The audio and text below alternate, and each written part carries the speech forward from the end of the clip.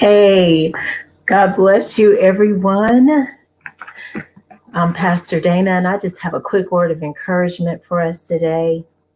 Psalm 23, I'm going to read that from the Amplified Bible. It says, "The Lord is my shepherd to feed, guide, and shield me. I shall not lack. He makes me lie down in fresh, tender green pastures. He leads me beside the still and restful waters. He refreshes and restores my life, myself." In the King James, it says, "He restores my soul." He leads me in the paths of righteousness, uprightness, and right standing with him, not for my earning it, but for his name's sake. Yes, though I walk through the deep, sunless valley of the shadow of death, I will fear or dread no evil, for you are with me. Your rod to protect and your staff to guide, they comfort me. You prepare a table before me in the presence of my enemies. You anoint my head with oil. My brimming cup runs over. Surely, for only goodness, mercy, and unfailing love shall follow me all the days of my life, and through the length of my days, the house of the Lord and his presence shall be my dwelling place. Verse 5, thou preparest a table before me in the presence of my enemies. Well, the original Hebrew meaning of the word table is actually the meaning a table of negotiation. It even conveys a somewhat negative context or connotation of confrontation. It's a table of negotiation, a table of confrontation. It's the table that God has prepared. And on that table, God has spread out and displayed for our enemies to see the gifts and the tools that he has given us to succeed, to accomplish his will and his purposes and his assignments on the earth. On that table are the weapons of unity, the weapons of love, and the weapon of humility. You see, the enemy knows that a house divided against itself cannot stand. Ephesians 6:12 tells us who our enemies are.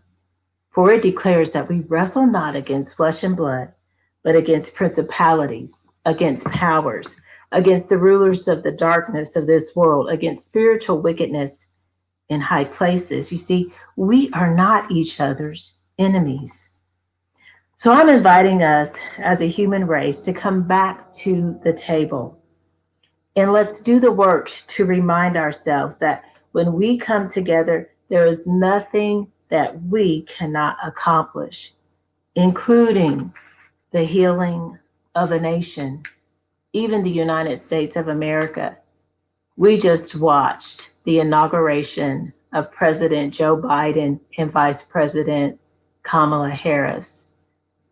President Biden said that he has come to heal the soul of a nation, or at least to steward over that. What is clear is that he can't do it alone. His administration can't do it alone.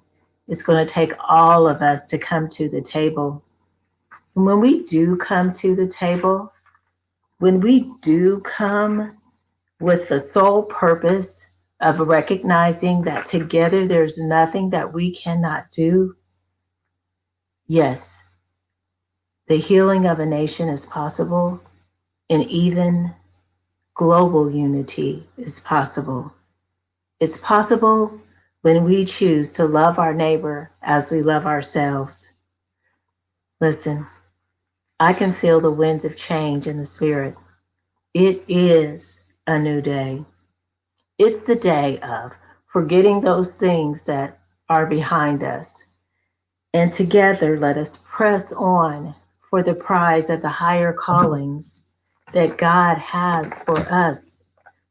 So I just wanted to stop by and encourage us today that when you have the opportunity or the moment to come back to the table with people who may have different views and ideologies than yourself, when you have a moment, when you have an opportunity to come back to the table of negotiation, to come back to unity, to come back to love, to humble ourselves and pray and seek God so that our land will be healed.